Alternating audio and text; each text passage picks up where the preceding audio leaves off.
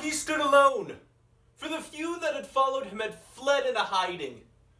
But in that moment, Glaurung the Fell issued from the gaping doors of Felagund, and lay behind, between Turin and the bridge. Then suddenly he spoke by the evil spirit that was in him, saying, "Hail, son of Hurin, well met." Then Turin sprang about and strode against him, and fire was in his eyes, and the edges of Gurthang shone as with flame. But Glaurung withheld his blast, and opened wide his serpent eyes, and gazed upon Turin. Without fear, Turin looked in those eyes as he raised up his sword, and straightway he fell under the dreadful spell of the dragon, and was as one turned to stone.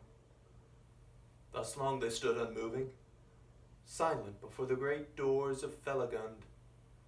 Then Glaurung spoke again, taunting Turin. "Evil have been all your ways, son of Hurin," said he.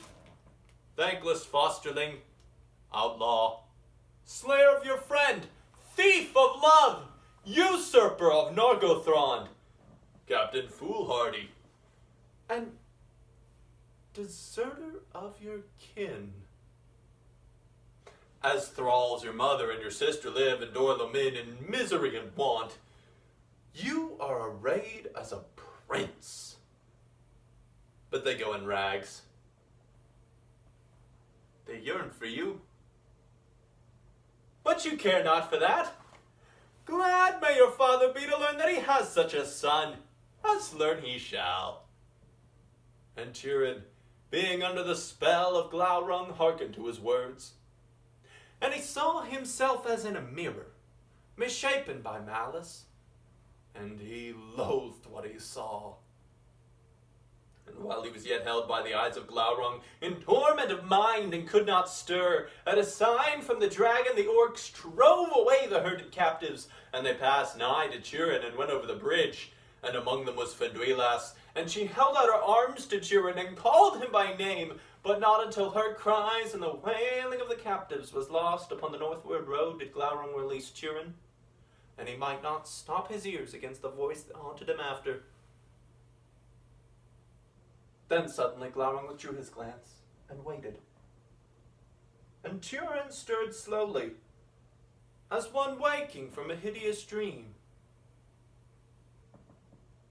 Then coming to himself with a loud cry, he sprang upon the dragon.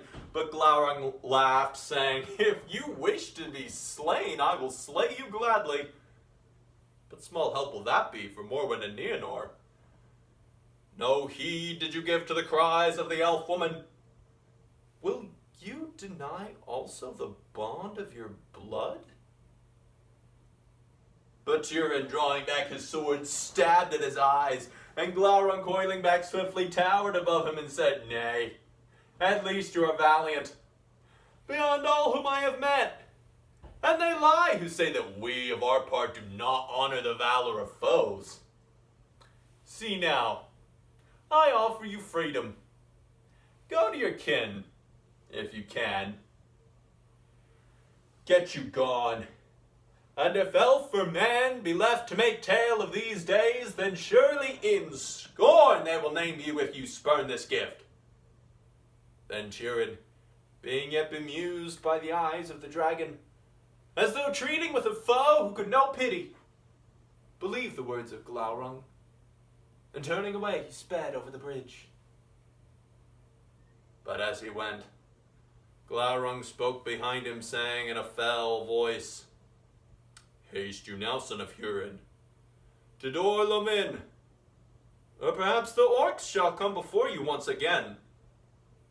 And if you tarry for Finduilas, then never shall you see Morwen or Nienor again, and they will curse you."